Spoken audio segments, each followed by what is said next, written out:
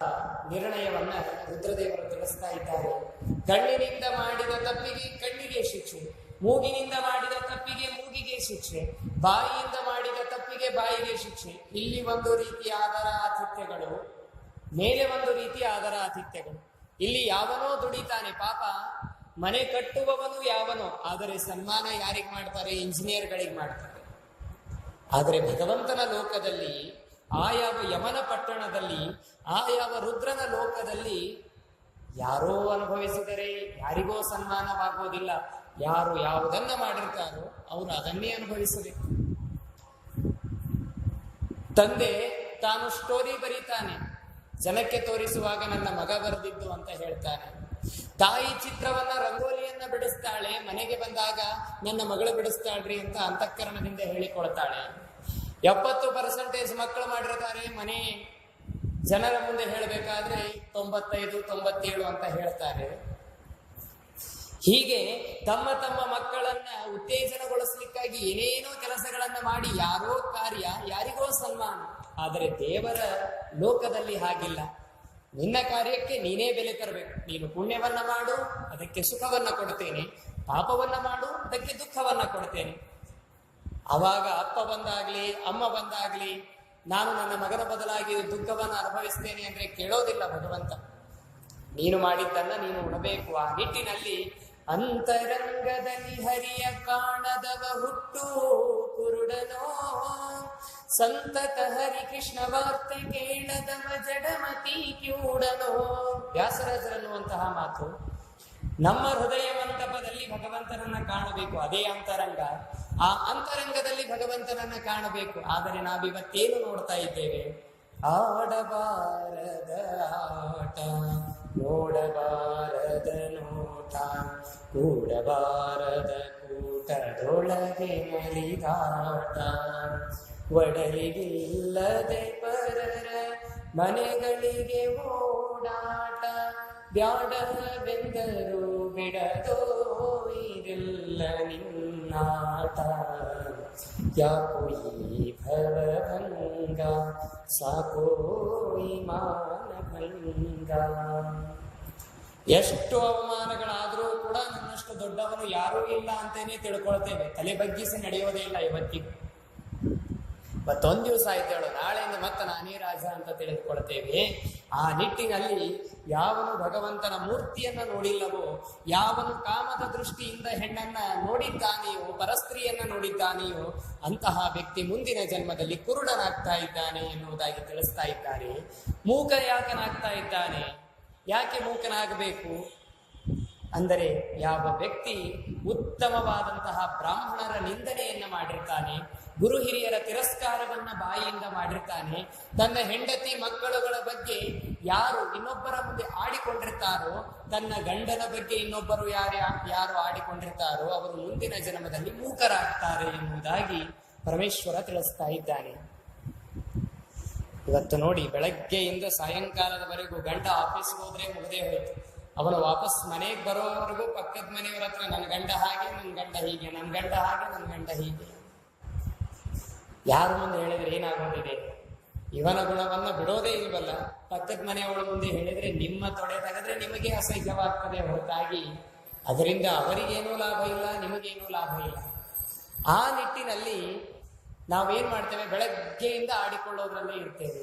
ಬ್ರಾಹ್ಮಣನಿಗೆ ಇರಬೇಕಾದ ಮೊದಲ ಗುಣ ಅಂದ್ರೆ ಆಡಿಕೊಳ್ಳೋದಲ್ಲ, ಆಡಿಕೊಳ್ಳೋದನ್ನು ನಿಲ್ಲಿಸೋದು. ಮಹಾಭಾರತದ ಇನ್ನೊಂದು ಪರ್ವದಲ್ಲಿ ಈ ಮಾತು ಬರ್ತದೆ. ಚಾಡಿ ಹೇಳೋದು ಅಪೈಶೂನ್ಯಂ ಅಂತ ಕರೀತಾರೆ ಅದಕ್ಕೆ. ಅದನ್ನ ಬಿಡೋದೇನಿದೆಯಲ್ಲ, ಇದು ಬ್ರಾಹ್ಮಣನ ಕರ್ತವ್ಯ ಎನ್ನುವುದಾಗಿ ಹೇಳ್ತಾ ಇದ್ದಾರೆ. ಕಣ್ಣಿಲಿ ಕೃಷ್ಣಾಕೃತಿ ನೋಡದೆ ಪರ ಹೆಣ್ಣಿನ ನೋಡುವ ತಪ್ಪು, ನಿನ್ನ ಕಥಾಮೃತ ಕೇಳದೆ ಹರಟೆಯ ಮನ್ನಿಸುವ ಕಿವಿ ತಪ್ಪು. ಪ್ರಸನ್ನ ವೆಂಕಟದಾಸರು ಆ ಕೃತಿಯನ್ನ ನೋಡಿದಾಗ ಅರ್ಥವಾಗ್ತದೆ. ಪ್ರಸನ್ನ ವೆಂಕಟದಾಸರು ಬರೆದಂತಹ ಆ ಕೃತಿಯನ್ನ ನೋಡಿದರೆ ಇದು ಅನುಶಾಸನ ಪರ್ವದ ಕೃತಿ ಏನು ಅಂತ ಅನ್ನಿಸ್ತಾರೆ. ಅಷ್ಟರ ಮಟ್ಟಿಗೆ ಇದರೆಲ್ಲದರ ಹೂರಣವನ್ನ ಅದರಲ್ಲಿ ತುಂಬಿಕೊಟ್ಟಿದ್ದಾರೆ. ಹಾಗೆ ಒಂದೊಂದು ಮಾತುಗಳಾಡಬೇಕಾದ್ರೂ ಎಚ್ಚರಿಕೆಯ ಮಾತುಗಳಿರಬೇಕು. ಭಗವಂತ ಮಾತುಗಳನ್ನು ಕೊಟ್ಟಿದ್ದಾನೆ ಅಂತ ಬಿಟ್ಟು ಬಿಡಬಾರದು. ನಳ ಬಿಟ್ಟಿದ್ದಾರೆ ಅಂತ ಹೇಳಿ ಪಾತ್ರೆ ತುಂಬಿದ ಮೇಲೂ ನೀರು ಹಾಕಿದ್ರೆ ಏನಾಗ್ತದೆ? ಸೋರಿ ಹೋಗ್ತದೆ, ವ್ಯರ್ಥವಾಗಿ ಹೋಗ್ತದೆ. ಹಾಗೆ ಮಾತುಗಳನ್ನ ಭಗವಂತ ಕೊಟ್ಟಿದ್ದಾನೆ ಅಂದರೆ ವ್ಯರ್ಥವಾಗಿ ಹೋಗ್ಬಾರ್ದು. ಯಾವ ಮಾತುಗಳಾದರೂ ಕೂಡ ಅದಕ್ಕೊಂದು ಪುಣ್ಯವಾದರೂ ಬರಬೇಕು, ಪ್ರಯೋಜನ ಇಟ್ಟುಕೊಂಡು ಮಾತನಾಡಬೇಕು. ಮಿತವಾದಂತಹ ಮಾತುಗಳಿರಬೇಕು. ಎಷ್ಟು ಮಿತವಾದ ಮಾತುಗಳಿರ್ತದೆಯೋ ಅಷ್ಟು ಮನಸ್ಸಿನಲ್ಲಿ ಭಗವಂತನ ಸನ್ನಿಧಾನ ಬೆಳೀತದೆ. ಎಷ್ಟು ಮಾತುಗಳನ್ನ ಆಡ್ತಾ ಹೋಗ್ತೇವೋ ಅಷ್ಟು ನಮ್ಮಲ್ಲಿರುವ ಶಕ್ತಿಯನ್ನು ನಾವು ಕಳೆದುಕೊಳ್ತೇವೆ. ಮಾತು ಹೊರಗೆ ಬಹಳ ಹೋದಷ್ಟು ನಮ್ಮ ಆಯಸ್ಸು ಕ್ಷೀಣಿಸ್ತದೆ ಅಂತಂತಾರೆ. ಅದಕ್ಕೆ ಶಾಸ್ತ್ರ ಹೇಳ್ತದೆ, ಸ್ನಾನ ಕಾಲದಲ್ಲಿ ಮಾತನಾಡಬಾರದು, ದಂತಧಾವನದ ಕಾಲದಲ್ಲಿ ಮಾತನಾಡಬಾರದು, ಶೌಚದ ಕಾಲದಲ್ಲಿ ಮಾತನಾಡಬಾರದು, ಯಜ್ಞದ ಕಾಲದಲ್ಲಿ ಮಾತನಾಡಬಾರದು, ದಾನದ ಸಂದರ್ಭದಲ್ಲಿ ಮಾತನಾಡಬಾರದು.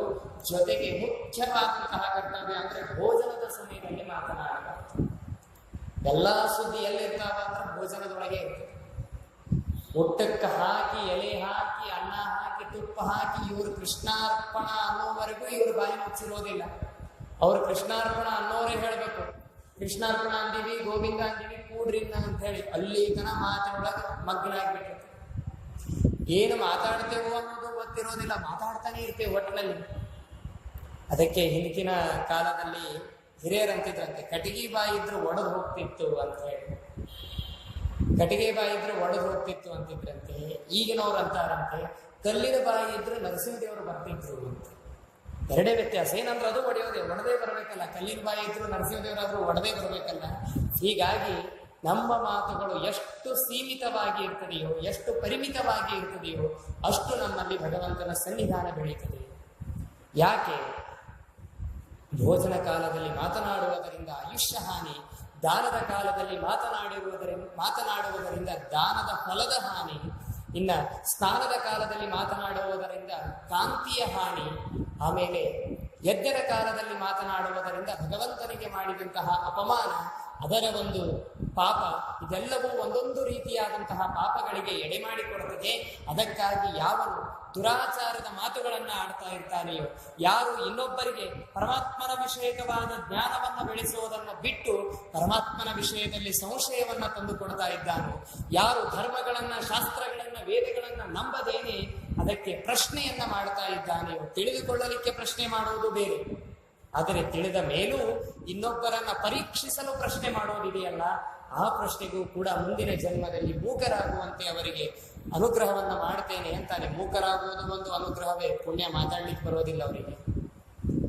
ಹೀಗೆ ಒಬ್ಬೊಬ್ಬರಿಗೆ ಒಂದೊಂದು ರೀತಿಯಾದಂತಹ ಕಾಯಿಲೆಗಳು ಬರ್ತದೆ. ಈ ನಿಟ್ಟಿನಲ್ಲಿ ದುರಾಚಾರಗಳಿಂದ ಕೂಡಿರ್ತಕ್ಕಂತಹ ಮಾನವರು ಎಷ್ಟು ವಿಧವಾದ ಮಾತುಗಳನ್ನು ಆಡ್ತಾ ಇದ್ದಾರೆಯೋ ಅಷ್ಟು ವಿಧವಾದ ಪಾಪಗಳನ್ನು ಅವರು ಹೊಂದುತ್ತಾ ಇದ್ದಾರೆ ಎನ್ನುವುದಾಗಿ ತಿಳಿಸ್ತಾ ಇದ್ದಾರೆ. ಇಷ್ಟೇ ಅಲ್ಲದೆ ಆ ವ್ಯಕ್ತಿ ಮನುಷ್ಯನಾಗಿ ಹುಟ್ಟೋದೇ ಕಠಿಣ. ಯಾವನು ಭಗವಂತನ ಅದ್ಭುತವಾದ ಕಥೆಗಳನ್ನು ಸದಾಕಾಲದಲ್ಲಿ ಹೊಗಳಬೇಕು ತನ್ನ ಬಾಯಿಯಿಂದ, ಅಂತಹ ವ್ಯಕ್ತಿ ಹೊಗಳದೇ ಇದ್ದರೆ ಅವನಿಗೆ ಮನುಷ್ಯನ ಜನ್ಮ ಬರುವುದೇ ಕಠಿಣ. ಆ ಮನುಷ್ಯ ಜನ್ಮ ಬಂದರೂ ಕೂಡ ಮೊದಲು ಅವನು ನರಕಾದಿಗಳಲ್ಲಿ ಬಿದ್ದು ಒದ್ದಾಡಿ ಹೊರಳಾಡಿ ತಿರುಳಾಡಿ ಎಲ್ಲವೂ ಮುಗಿಸಿಕೊಂಡು ಭೂಲೋಕಕ್ಕೆ ಬರಬೇಕು. ಭೂಲೋಕದಲ್ಲಿ ಬಂದರೂ ಮಾತು ಬರೋದಿಲ್ಲ, ಕಣ್ಣು ಕಾಣಿಸುವುದಿಲ್ಲ. ಹೊನ್ನು ಹೆಣ್ಮಣ್ಣಾಸೆ ಬಿಡದು ಪುಣ್ಯವನಕೆ ಬಡಂಬಡದು, ಎನ್ನದೆಂಬೋ ಮಮತೆ ತಗ್ಗದು ಧನ್ಯ ಜನಕ್ಕೆ ಶಿರವು ಬಗದು. ನಿನ್ನ ವಾರ್ತೆ ಕರ್ಣ ಕೇಳದು ಅನ್ಯ ವಾರ್ತೆಗೆ ಹೊತ್ತು ಸಾಲದು, ಇನ್ನು ಹೇಸಿಗೆ ಮನಕ್ಕೆ ಬಾರದು ಮುಂದಿನ ಗತಿಯನಗೆ ತೋರದು. ದಾಸರಂತಾರೆ, ವಾದಿರಾಜರು ಅನ್ನುವಂತಹ ಮಾತು, ಹೆಣ್ಣು ಹೊನ್ನು ಮಣ್ಣು ಇದರ ಆಸೆ ಯಾರಿಗೂ ಬಿಡುವಂತಹದ್ದಲ್ಲ. ಏನಾದ್ರೂ ಸಾಕು ಅನ್ನೋದಿಲ್ಲ ಈ ಮನುಷ್ಯ, ಏನು ಕೊಟ್ಟರೂ ಸಾಕು ಅನ್ನೋದಿಲ್ಲ. ಚೆನ್ನಾಗಿ ಅಡಿಗೆಯನ್ನು ಮಾಡಿರ್ತಾಳೆ ಹೆಂಡತಿ, ಪಾಪ ಈಗಿನ ಕಾಲದಲ್ಲಿ ಗಂಡಸೆ ಮಾಡ್ತಾನೆ ಬಿಡಿ, ಅದು ಮಾತು ಬೇರೆ. ಮಾಡಿರ್ತಾರೆ, ಊಟಕ್ಕೆ ಹಾಕಿರ್ತಾಳೆ, ತುಪ್ಪ ಹಾಕಿದ್ದು, ಅನ್ನ ಹಾಕಿದ್ದು, ಸಾರು ಹಾಕಿದ್ದು, ಪಲ್ಯ ಹಾಕಿದ್ರು, ಎಲ್ಲವನ್ನು ತಿಂದ್ರಿ. ಒಂದು ಮಾತು, ನನ್ನ ಗಂಡ ಇವತ್ತು ನನಗೆ ಚೆನ್ನಾಗಿದೆ ಅಂತ ಹೇಳಿದ್ದು ಯಾರ ಮನೆಯಲ್ಲಾದರೂ ಉದಾಹರಣೆ ಉಂಟಾ? ಚಲೋ ಅಡಿಗೆ ಮಾಡಿ ಅಂತೇಳಿ ಯಾರು ಹೇಳೋದಿಲ್ಲ. ಅನ್ನಂನ ನಿಂದ್ಯ ತದ್ ವ್ರತಂ ಎನ್ನುವಂತಹ ಮಾತನ್ನ ವೇದ ಹೇಳುತ್ತದೆ. ಅನ್ನವನ್ನ ನಿಂದಿಸಬಾರದು. ಏನ್ ಸಾರ್ರಿ ಬರೋಬ್ಬರಿ ಆಗಿಲ್ಲ, ಬರೇ ಮಸಾಲೆ ಹಾಕ್ಯಾರ ನೋಡ್ರಿ ಅನ್ನಬಾರದು. ಅದು ಅನ್ನ ಭಗವಂತನಿಗೆ ನಿವೇದಿತವಾದಂತಹ ಅನ್ನ. ಆ ಅನ್ನವನ್ನ ನಾವು ತಿರಸ್ಕಾರ ಮಾಡಿದರೆ, ಆ ಅನ್ನವನ್ನ ನಾವು ಬೈದರೆ ಆ ನಾಲಿಗೆಯನ್ನೇ ಕಿತ್ತು ಹಾಕ್ತಾನೆ ಭಗವಂತ. ನನ್ನ ಪ್ರಸಾದಕ್ಕೆ ನೀನು ಹೆಸರಿಡ್ತೀಯಾ ಅಂದರೆ ನಿನ್ನ ಹೆಸರು ಹೇಳದೆ ಇರುವಂತೆ ನಾನು ಮಾಡ್ತೇನೆ ಅಂತಾನೆ ಭಗವಂತ. ಆ ನಿಟ್ಟಿನಲ್ಲಿ ಯಾವುದೇ ಪದಾರ್ಥಗಳನ್ನಾಗಲಿ ಯಾವುದೇ ಅನ್ನವನ್ನಾಗಲಿ ನಾವು ನಿಂದಿಸಬಾರದು ಎನ್ನುವುದಾಗಿ ಹೇಳ್ತಾ ಇದ್ದಾರೆ. ಉಮಾದೇವಿ ಮತ್ತೆ ಪ್ರಶ್ನೆ ಮಾಡ್ತಾಳೆ, ಇದು ಬಾಯಿಗೆ ಸಂಬಂಧಪಟ್ಟಿದ್ದಾಯಿತು, ಕೆಲವೊಬ್ಬರಿಗೆ ಗಂಟಲಿಗೆ ಸಂಬಂಧಪಟ್ಟದಂತಹ ರೋಗಗಳಿರ್ತದೆ, ಯಾವಾಗಲೂ ಕೆಮ್ತಾನೇ ಇರ್ತದೆ. ಎಷ್ಟು ಕೆಮ್ತಾ ಇರ್ತಾರೆ ಅಂತಂದರೆ ಎದುರುಗಡೆ ಇರೋರಿಗೆ ಸ್ನಾನನೇ ಬೇಡ, ಇವರೇ ಮಾಡಿಸ್ತಾ ಇರ್ತಾರೆ. ಹೀಗೆ ಇಂತಹ ರೋಗಗಳನ್ನು ಅವರು ಪಡೆದು ಪೀಡೆಯನ್ನು ಅನುಭವಿಸ್ತಾ ಇರ್ತಾರಲ್ಲ, ಇದು ಯಾಕೆ ಹೀಗಾಗ್ತದೆ ಅಂತಂದರೆ ಅದಕ್ಕೆ ತಿಳಿಸ್ತಾ ಇದ್ದಾರೆ. ಗಂಟಲು, ಯಾವ ಗಂಟಲಿನಿಂದ ಹಾಯ್ದೆ ತೀರ್ಥ ಒಳಗಡೆ ಹೋಗಬೇಕು, ಅಕಾಲ ಮೃತ್ಯು ಹರಣಂ ಸರ್ವವ್ಯಾಧಿ ನಿವಾರಣಂ ಸರ್ವ ದುರಿತೋಪಶಮನಂ ವಿಷ್ಣು ಪಾದೋದಕಂ ಶುಭಂ ಅಂತ ಹೇಳಿದಂತೆ ಭಗವಂತನ ಪಾದದಿಂದ ಬಂದಂತಹ ನೀರನ್ನ ನಾವು ನಮ್ಮ ಅಕಾಲ ಮೃತ್ಯು ಹರಣಂ, ನಮಗೆ ಯಾವಾಗ ಮೃತ್ಯು ಬರಬೇಕು ಆ ಮೃತ್ಯು ಬರದೇನೆ ಮಧ್ಯದಲ್ಲಿ, ಜೀವನದ ಮಧ್ಯದಲ್ಲಿ ಬರುವಂತಹ ಮೃತ್ಯುವನ್ನ ಪರಿಹಾರ ಮಾಡುವ ಶಕ್ತಿ ಆ ಭಗವಂತನ ಪಾದೋದಕಕ್ಕೆ ಇದೆ. ಸರ್ವ ವ್ಯಾಧಿ ನಿವಾರಣ, ನಮ್ಮ ಎಲ್ಲಾ ರೀತಿಯಾದಂತಹ ರೋಗಗಳನ್ನ ದೂರ ಮಾಡುವಂತಹ ಶಕ್ತಿ ಆ ಪಾದದ ಹನಿಗೆ ಇದೆ. ಅಂತಹ ವಿಷ್ಣು ಪಾದೋದಕಂ ಶುಭಂ, ಅಂತಹ ವಿಷ್ಣು ಪಾದೋದಕವನ್ನ ನಾನು ಸ್ವೀಕಾರ ಮಾಡಬೇಕು. ಅದನ್ನು ಬಿಟ್ಟು ಕರಿ ನೀರು, ಹಸಿರು ನೀರು, ಹಳದಿ ನೀರು ಕುಡಿತಾ ಡಾಡ್ತಾ ಇರ್ತೇವೆ. ಇದಕ್ಕಾಗಿ ಗಂಟಲಿಗೆ ಸಂಬಂಧಿಸಿದಂತಹ ರೋಗಗಳನ್ನ ಕೊಡ್ತಾ ಇದ್ದೇನೆ. ಯಾವ ಗಂಟಲು ಭಗವಂತ ಕೊಟ್ಟಿದ್ದಾನೆ, ಶಬ್ದಗಳನ್ನ ಹೊರಗೆ ಹಾಕಲಿಕ್ಕೆ ಯೋಗ್ಯವಾದಂತಹ ಕಂಠವನ್ನ ಕೊಟ್ಟಿದ್ದಾನೆ ಭಗವಂತನ ನಾಮಸ್ಮರಣೆಯನ್ನ ಮಾಡಬೇಕು. ಆ ಗಂಟಲಿನಿಂದ, ಆ ಧ್ವನಿಯಿಂದ ಎಷ್ಟು ರೀತಿಯಾದಂತಹ ಹಾಡುಗಳನ್ನು ರಚನೆ ಮಾಡಿಸಿಕೊಟ್ಟ ಭಗವಂತ ದಾಸರ ಮುಖಾಂತರ. 4,75,000 ಕೃತಿಗಳನ್ನ ಮಾಡಿಕೊಡ್ತಾರೆ ಪುರಂದರದಾಸರು, ವಿಜಯದಾಸರು, ಗೋಪಾಲದಾಸರು, ಜಗನ್ನಾಥದಾಸರು, ವೈಕುಂಠದಾಸರು, ಪ್ರಸನ್ನ ವೆಂಕಟದಾಸರು. ಎಷ್ಟು ಜನ ದಾಸರು ಆಗಿ ಹೋಗಿದ್ದಾರೆ. ನಮಗೆ ಒಂದು ಬಾರಿ ಆದರೂ ನಾವು ದಾಸರಾಗಬೇಕು ಎನ್ನುವ ಮನಸ್ಸು ಬರ್ತದೆಯಾ? ದಾಸನಾಗುವುದಕ್ಕೆ ಏಸು ಜನ್ಮದ ಸುಕೃತ ಅಂತ ದಾಸರು ಕೇಳ್ತಾರೆ. ದಾಸ ಅಂತ ಅನ್ನಿಸಿಕೊಳ್ಬೇಕಾದ್ರೆ ಎಷ್ಟು ಜನ್ಮದ ಸುಕೃತ ಇರಬೇಕು ನಮ್ಮಲ್ಲಿ? ಅದಕ್ಕೆ ವಿಜಯದಾಸರು ಅಂತಾರೆ ನೋಡಿ, ಎಂತಹ ಮಹಾನುಭಾವರು ವಿಜಯದಾಸರು. ರಾಮೇಶ್ವರಕ್ಕೆ ಹೋಗಿರ್ತಾರೆ. ರಾಮೇಶ್ವರಕ್ಕೆ ಹೋಗಿ ಲಿಂಗದ ಹತ್ತಿರದಲ್ಲಿ ಪೂಜೆಯನ್ನ ಮಾಡ್ತಾ ಇರ್ತಾರೆ.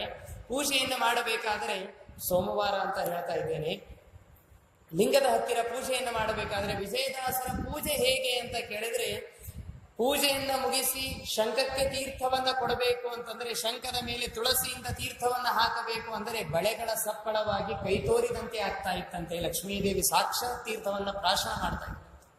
ಕೈ ಮುಗಿದಂತಹ ಪ್ರಾಣ, ಮುಖ್ಯ ಪ್ರಾಣ ಕೈ ಎತ್ತಿ ತೀರ್ಥವನ್ನ ಕೇಳ್ತಾ ಇದ್ದಂತೆ. ವಿಜಯದಾಸರ ಅಷ್ಟು ಅನುಸಂಧಾನ ಭರಿತವಾದಂತಹ ಪೂಜೆಗೆ ರುದ್ರದೇವರಿಗೂ ತೀರ್ಥವನ್ನ ಹಾಕಿದ್ರು. ಏನ್ ಹಾಕಿದ್ರು? ರುದ್ರದೇವರು ತೊಯ್ಲೇ ಇಲ್ಲ. ದಾಸರು ಕೇಳ್ತಾರೆ, ಏನಿದು ವಿಪರ್ಯಾಸ? ಲಕ್ಷ್ಮೀದೇವಿ ತೀರ್ಥವನ್ನ ತೆಗೆದುಕೊಂಡಳು, ಸಂತೋಷವಾಯಿತು. ಪ್ರಾಣದೇವರು ತೀರ್ಥವನ್ನ ತೆಗೆದುಕೊಂಡರು, ಸಂತೋಷ ಆಯಿತು. ರುದ್ರದೇವರಿಗೆ ಏನಾಯಿತು? ನಾನು ಏನು ತಪ್ಪು ಮಾಡಿದ್ದೇನೆ? ಮನೋನಿಯಾಮಕ ಭಿನ್ನಪವೇ, ನನ್ನ ಮನಸ್ಸಿನಲ್ಲಿ ಇದ್ದುಕೊಂಡು ಎಲ್ಲಾ ಕಾರ್ಯಗಳನ್ನ ಮಾಡುವಂತಹ ರುದ್ರದೇವರು, ಇಂತಹ ರುದ್ರದೇವರೇ ನನ್ನಿಂದ ತಪ್ಪುಗಳನ್ನ ಮಾಡಿಸುವವರು ಅವರೇ, ಒಪ್ಪುಗಳನ್ನ ಸಲ್ಲಿಸುವವರು ಅವರೇ. ಅಂದ ಮೇಲೆ ನಾನೇನು ತಪ್ಪು ಮಾಡಿದೆ? ಆ ರುದ್ರದೇವರ ಸ್ತೋತ್ರವನ್ನ ಮಾಡ್ತಾರೆ. ನಾವಾದ್ರೆ ಏನ್ ಮಾಡ್ತೇವೆ? ಇಷ್ಟು ಕೇಸರಿ ಹಾಕೇನು, ಇಷ್ಟು ಪಚಕರ್ಪುರ ಹಾಕೇನು, ಇಷ್ಟು ತುಳಸಿ ಹಾಕೇನು, ಇಷ್ಟು ಹೂವು ಹಾಕೇನು, ಇಷ್ಟು ತೀರ್ಥ ಕೊಟ್ಟರು ನಿನಗೇನಾಗಿ ತಗೊಳ್ಳಿಕ್ಕೆ ಅಂತ ಕೇಳ್ತೇವೆ ಅವನಿಗೆ. ಯಾರಿಗೆ? ರುದ್ರದೇವರಿಗೆ. ವಿಜಯದಾಸರ ಪ್ರಾರ್ಥನೆ ನೋಡಿ ಹೇಗಿದೆ.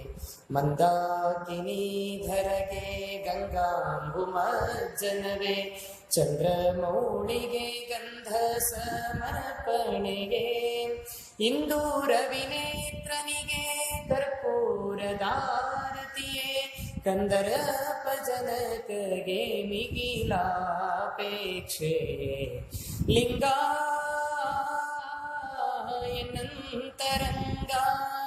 ಎನ್ನಂತರಂಗ ನಿನಗೆ ನಾ ನೀರು ತಂದು ಸಮರ್ಪಣೆ ಮಾಡ್ತೇನೆ. ಎಲ್ಲಿಂದ? ಗಂಗಾ ನದಿಯಿಂದ ತರಬೇಕಾ, ಯಮುನೆಯಿಂದ ತರಬೇಕಾ, ಸರಸ್ವತಿಯಿಂದ ತರಬೇಕಾ? ಎಲ್ಲಿಂದಲೋ ತಂದು ನೀರನ್ನು ಸಮರ್ಪಣೆ ಮಾಡ್ತೇನೆ. ನಮ್ಮಂಗೆ ಬೋರ್ನಲ್ಲಿ ಬಟನ್ ಹಾಕಿ ಕೆಳಗೆ ಕೂತು ಬಸ್ ಅಂತ ನೀರು ಬರ್ಸ್ಕೊಂಡು ಎದ್ದವರಲ್ಲ ರುದ್ರದೇವರು, ನಮ್ಮ ವಿಜಯದಾಸರು.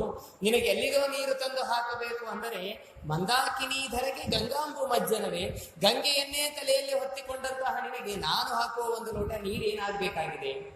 ಚಂದ್ರಮೌಳಿಗೆ ಗಂಧ ಸಮರ್ಪಣೆಯೇ, ವನಸ್ಪತಿಗಳಿಗೆ ರಾಜನಾದಂತಹ ಸೋಮ ಅಂದರೆ ಚಂದ್ರ, ಆ ಚಂದ್ರನೇ ನಿನ್ನ ಮುಕುಟ ಪ್ರಾಯನಾಗಿದ್ದಾನೆ ಅಂದರೆ ನಾನು ಹಚ್ಚುವ ಗಂಧ ಎಲ್ಲಿ ಹತ್ತಬೇಕು? ಇಂದು ರವಿ ನೇತ್ರನಿಗೆ ಕರ್ಪೂರದಾರತಿಯೇ.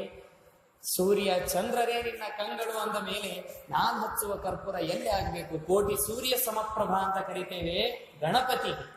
ಕೋಟಿ ಕೋಟಿ ಸೂರ್ಯರಿಗೆ ಸಮನಾದಂತಹ ಕಾಂತಿ ಗಣಪತಿಗೆ ಇದೆ. ಗಣಪತಿಯ ಅಪ್ಪ ನೀನು, ನಿನಗೆಷ್ಟು ಕಾಂತಿ ಇರ್ಲಿಕ್ಕಿಲ್ಲ.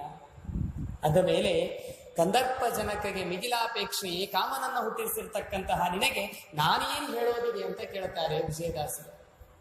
ಘನ ವಿದ್ಯಾತುರನಿಗೆ ಮಂತ್ರ ಕಲಾಪವೇ, ಧನಪತಿಯ ಸಖಗೆ ಕೈಯ ಕಾಣಿಕೆಯೇ, ಮನೆರಜತ ಪರ್ವತಗೆ ಮಣಿಮಯಾಭರಣವೇ, ಮನೋನಿಯಾಮಕಗೆನ್ನ ಭಿನ್ನಪವೇ.